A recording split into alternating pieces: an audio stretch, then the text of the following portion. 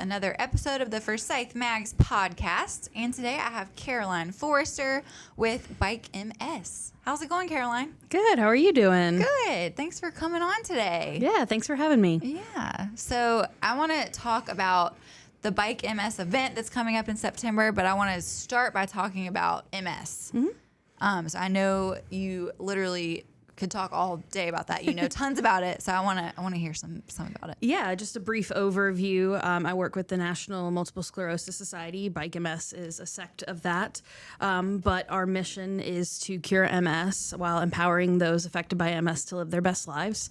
So multiple sclerosis is a neurological disease that affects all aspects of the nervous system, and it ranges from how severe the symptoms are, from relapse remitting to progressive MS. So we see a range of symptoms, but we recently added cure to our mission statement. So our goal, that's our ultimate goal, is to cure MS. That's awesome. So this event is the main event that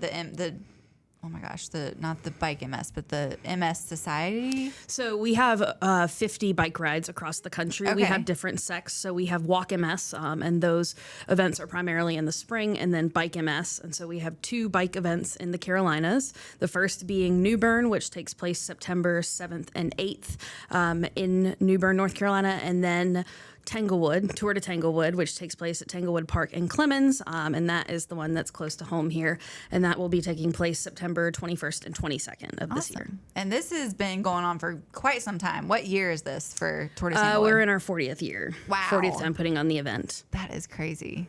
And I'm sure I wonder if there's anybody, or what's the longest somebody's done it for, like how many years consecutively? I am not certain what the longest event is, but we're up there. Yeah. Very cool.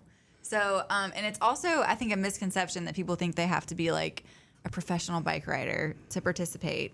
But this is very much open to all levels. Is that right? Yes, absolutely. I like to say that my counterpart, Jay, and I represent either end of the spectrum because I ride around in my neighborhood and he goes out and rides centuries. But we have anywhere starting from a 5-mile loop in the park that you can do as many times as you like, all the way to a century that we have on Saturday, as well as a 10-mile mountain bike loop. So we are very clear that it is a ride, not a race. We're there to have a good time.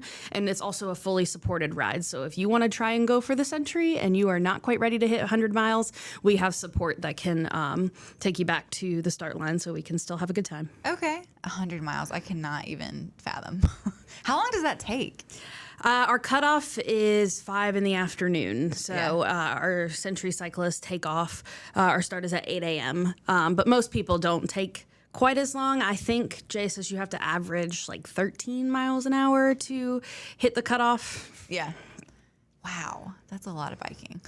It is. But it's really nice because you get to view a lot of Clemens and Louisville, and it's a very pretty course. The 100-mile, where all does that go through? It goes all through Clemens and Louisville.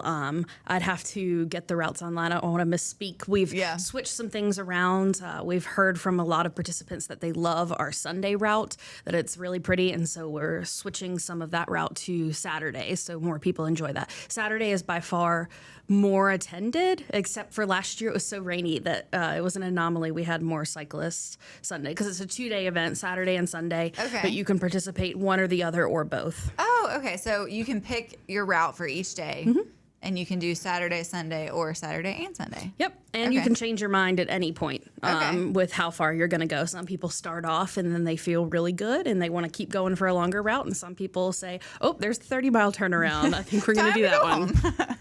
So what else can we expect from the Bike MS event? Obviously, there's lots of bike riders and lots of that going on, but are there vendors? Is there stuff going on at Tanglewood? Yeah, definitely. We want as many of our sponsors to have vendor spaces as possible. And then we also have what we call our team village. So all of our different teams participating. We have individual cyclists, but a lot of them come together as teams, either as a team of friends, a corporate business who has a team, and they will participate together. And so we'll have all of our teams and their tents lined up along the finish line to cheer everybody in as they come in.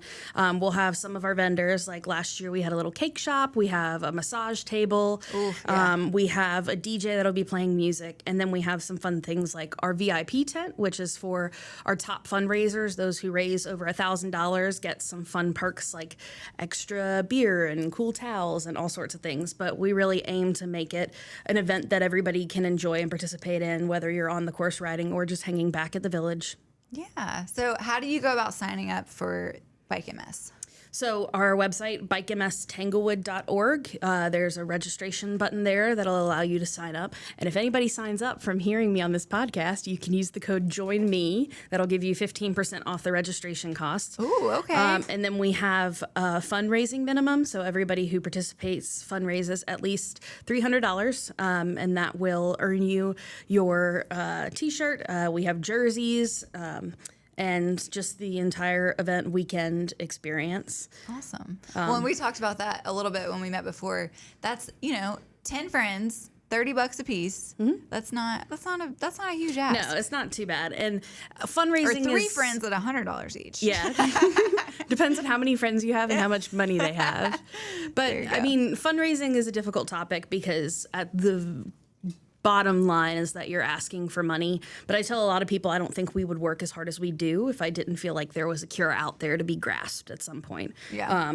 We'll say this Ride Weekend, we'll say it at a lot of our events, but we've made more progress in MS research in the past 5 years than in the 70 that preceded it. Wow. Which is crazy and amazing. But what's even cooler to me than that progress is how much we've sped up. So what is the catalyst for the next 5 years look like, and how much quicker can we go? It's amazing. Technology is amazing how fast it moves. And I mean, I feel like that definitely contributes to the more research being able to be done and that much closer to a cure. As of this year, we have 26 disease-modifying therapies. In the 90s, we had 3.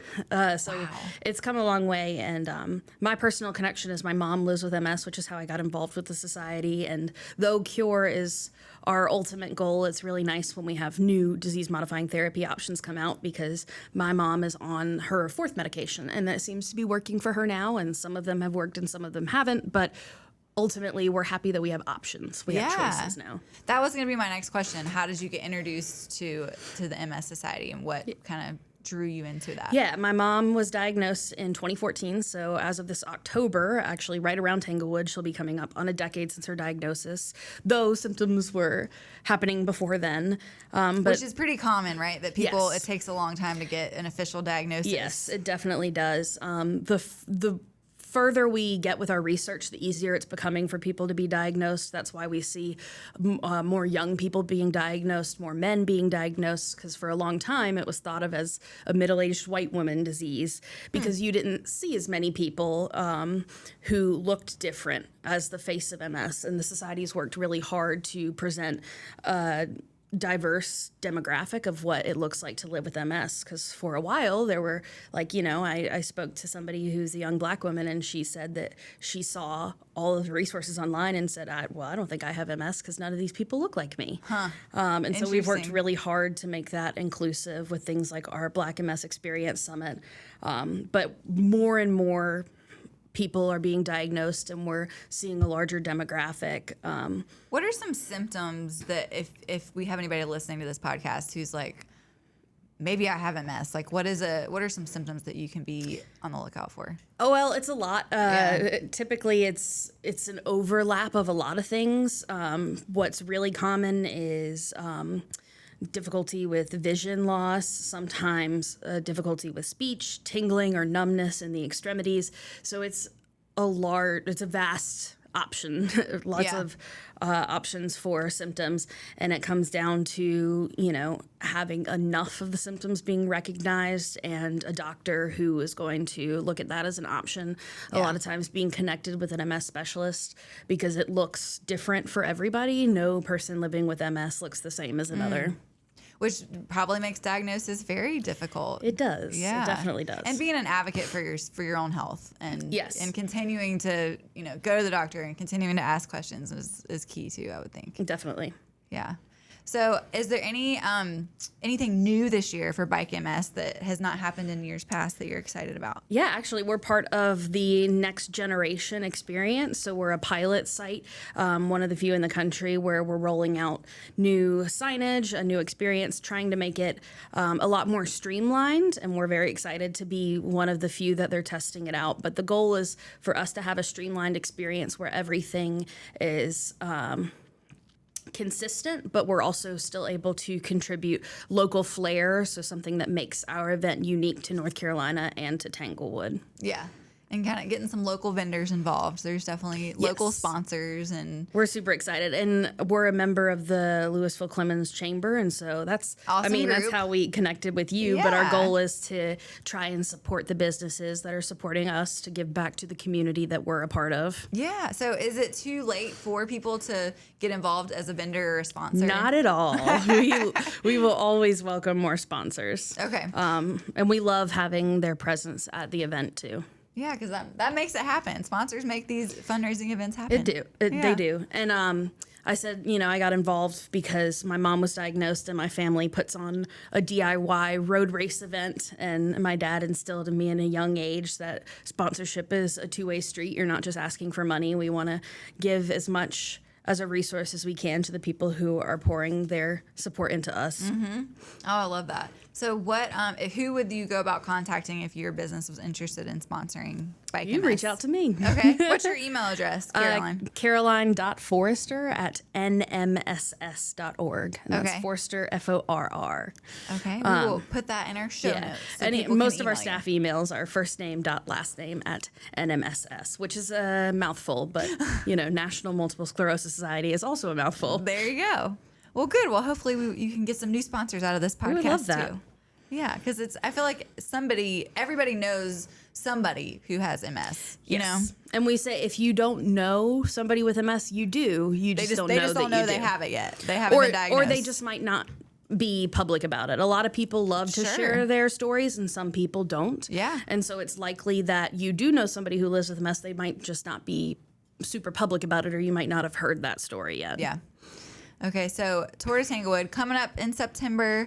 So even if you're maybe not interested in riding, could you still come and spectate and hang out? Yeah, we have a meal pass, so you can come in and purchase that and be able to enjoy some food and hang out and be a part of the festivities. Okay, cool. That's good to know, because for some people that might be like too intimidating for them, but then maybe they'll come this year, watch, and then next year they'll sign up and do the ride. And I really do like to encourage people to try the 5-mile loop, because you can do that as many times as you can before we close off the route, and that stays in the park, so it's also a safe option for people who aren't comfortable being out on the roads. Yeah, and Tanglewood is so beautiful, so it's always a good spot to ride. Yeah, it's very nice. Yeah, well, Caroline, this was so much fun. Yeah, thanks for having me. Thanks for coming on. So are there any, we're going to put the link to register. Mm-hmm. And you said there's no, I don't know if we said that when we were recording, there's no cutoff date for signing up. Yeah. Which is unusual. That's very cool. Yeah, so we will always welcome more people. Again, it's a ride, not a race. So we're there to have a good time. We welcome as many people as want to join. So if you wake up on September 21st and you're like, you know what, I want to go ride today. Yeah. You can just come on and sign up. Very cool. All right, guys. Well, be sure to sign up for Bike MS this year if you are a local business interested in sponsoring. Plenty of opportunities for that as well. And we look forward to the Tour to Tanglewood on September 21st and 22nd this year. And as always, you can find Forsyth Mags and all of our content on our website, forsythmags.com. You can find us on Instagram at Forsyth Mags. And that's a wrap for today. Thanks, Caroline. Thank you. The views and opinions stated on this podcast are solely those of the contributors and not necessarily those of our distributors or hosting companies. This podcast is copyrighted and cannot be reproduced without expressed written consent of Forsyth Magazines Incorporated. Ooh, that's a mouthful.